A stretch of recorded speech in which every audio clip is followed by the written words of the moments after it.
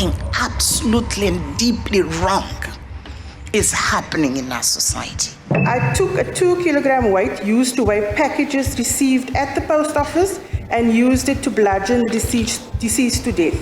I targeted her head.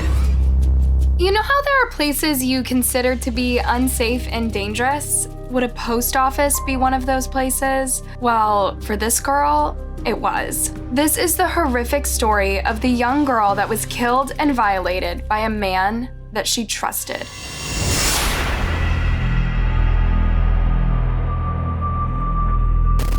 Uyinene Mukuikana was born on April 20th, 2000 in East London, South Africa, to her parents Noma and Philip. She had an older brother named Esonia and an older sister named Kahanya. Uyinene, or Nene as she was affectionately called by her family and friends, grew up in a quiet suburban neighborhood called Beacon Bay and was described as bubbly, kind, and caring person who brought light and positive energy to everyone that she met. She was also very high-spirited, outgoing, and outspoken, and was never afraid to speak her mind, especially on social issues such as gender-based violence. Like, she was friends with everyone, but the people she let into like an intimate space was not a lot of people. So like you could get to know Nene, but like knowing like Uyinene, like who she is, and like even with boys and stuff, like it was not that she was like exclusive, but like she was very like wary or like aware of who she let into like her intimate space. When it came to academics, Uyinene was extremely brilliant and ambitious and knew exactly what she wanted to do in life. She attended Hudson Park Primary School, where she chaired the school's student council and was awarded the Hudsonian of the Year award, and later went to Kingwood College for her high school diploma. After high school, Uyinene enrolled at the University of Cape Town to study film and media, and according to her family, she had hopes of conquering the local and international media and film scene. Now, like most girls her age, Uyinene was super into fashion and was always searching for cute new outfits to buy and add to her closet. Sadly, this would lead to her untimely death. On Saturday, August 24th, 2019, Uyinene received a text from the post office in Claremont, Cape Town, telling her that her package had arrived. The package contained some outfits which she had bought online and was anxiously waiting for. So after receiving the text, Uyinene went to the post office to collect her parcel. That was the last time that anyone ever saw her alive again. Uyinene's family and friends started to get worried when they couldn't reach her through the phone. They started asking around and were surprised to learn that no one had seen her since she went to the post office that afternoon. It was so unlike her to go off the grid like that, and her family feared that something bad might have happened to her. Yeah, I was panicked from the moment because I know my friend, she's not a reckless human. She doesn't go places that she knows things. We know women are never at fault in these situations, and she knew that, but she knew that like there will always be places that are riskier to be around, and she's not someone who would do that on her own.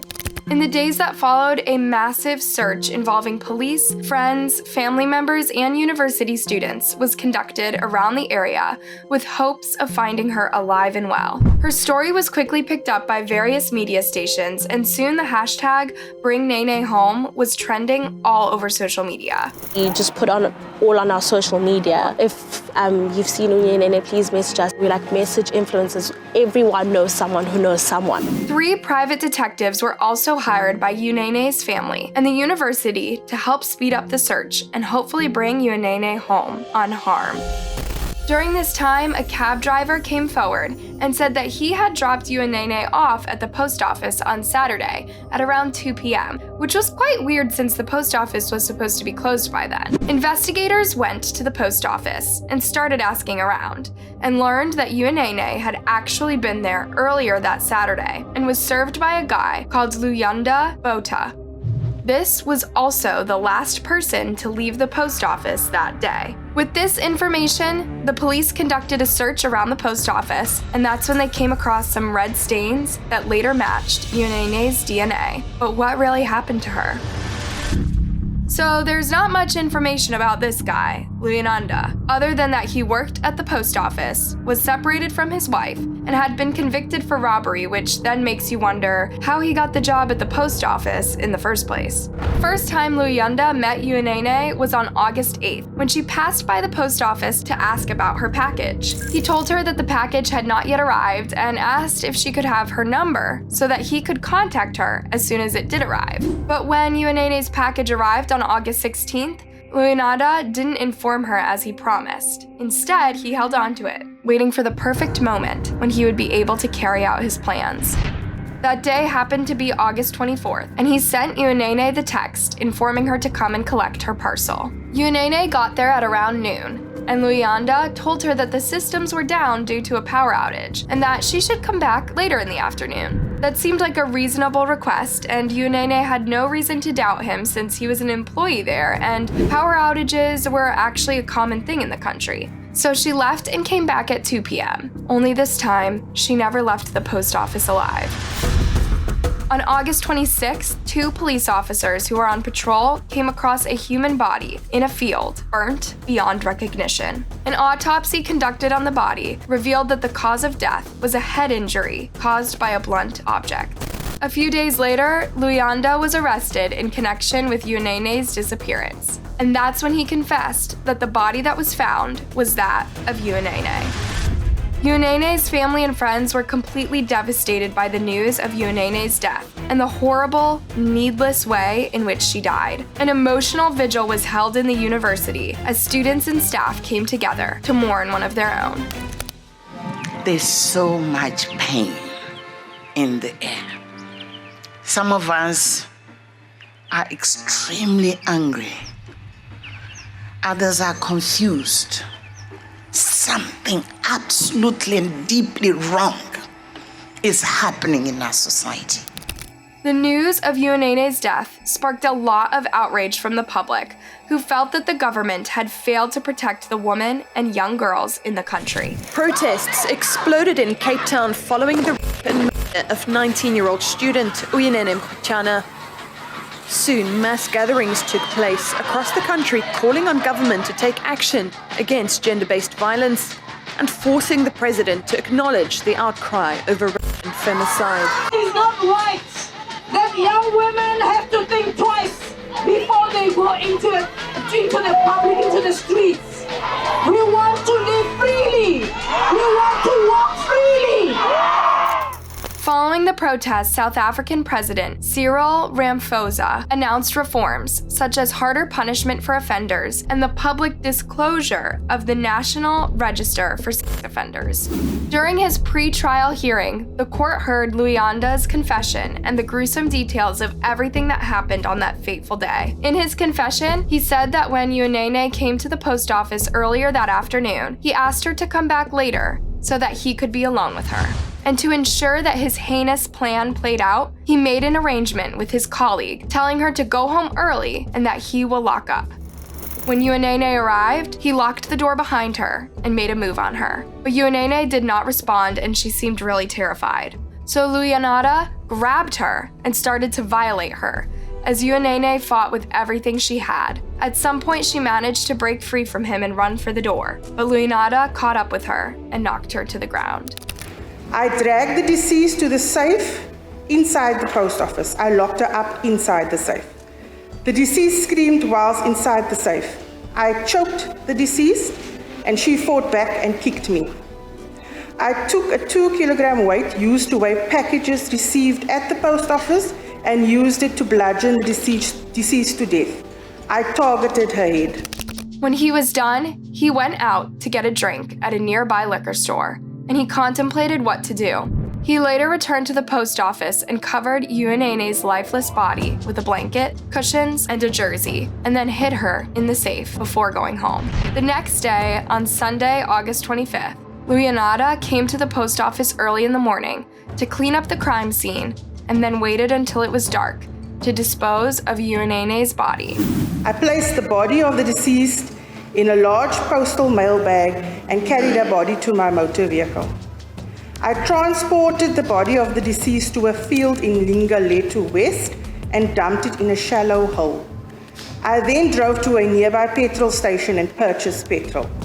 I returned to where I disposed of the body of the deceased, dosed her with petrol, and then set her alight. He also admitted that he had hired someone to clean his car in an effort to destroy all the forensic evidence. And he did all these just because Uinene had rebuffed his advances. After this confession, Luyanata pleaded guilty to the murder of Uinene and was given 3 life sentences plus 5 years for his crimes. He will have to serve 25 years before he's considered for parole. After handing down the sentence, the judge addressed Uinene's family, telling them that although there was no sentence that would bring back their daughter, she hoped they would find closure in knowing that Uinene's killer would be behind bars for a long time. The court has heard that Uinene fought bravely and courageously to ward off this gruesome attack on her. This was indeed a heinous and cruel act and crime. Though it may be cold comfort to you today, it is not without significance that she was a fighter and clearly had a fighting spirit for her life. She is and she will remain a hero and an iconic champion in the pursuit of reducing and ending the epidemic of gender-based violence. While Uinene's families were satisfied with the sentencing, there were some people who still felt that the death sentence would have been a more appropriate punishment. One South African woman wrote on Twitter, "Nobody has the right to take a life, but Boutha doesn't deserve to live after he robbed Uinene of hers. The death sentence should be brought back. Hear our cries, a life for a life. Rest in peace, Uinene Muartunana." During Uinene's funeral, her parents and brother paid a warm and heartfelt tribute to her, saying they were sorry that they weren't there to protect her. Her brother spoke of how funny and brave she was, and how she always kept the rest of her family in line. He broke down in tears when he said how hard he knew she must have fought off her attacker. The one thing I'll hold on to is that till your very last breath, you were fighting. And I'm sorry that I wasn't there to fight for you. I'm so proud of you. Your fight is now our fight. Her dad talked about how close he was with his daughter, saying that he will always cherish their long conversations and moments of laughter. Uinene's mom, who was too distraught to speak, wrote an emotional speech, which was read by a relative saying, "I am sorry that I warned you about all other places, but not the post office. I am sorry I was not there to protect you and fight for you, my girl." Since Uinene was known to be very vocal about certain issues such as gender-based violence, her family decided to set up the Uinene Muartuana Foundation in her honor, which aims to empower young people to stand against gender-based violence. What do you think about this case? Let me know your thoughts down in the comment section, and don't forget to like and subscribe for more.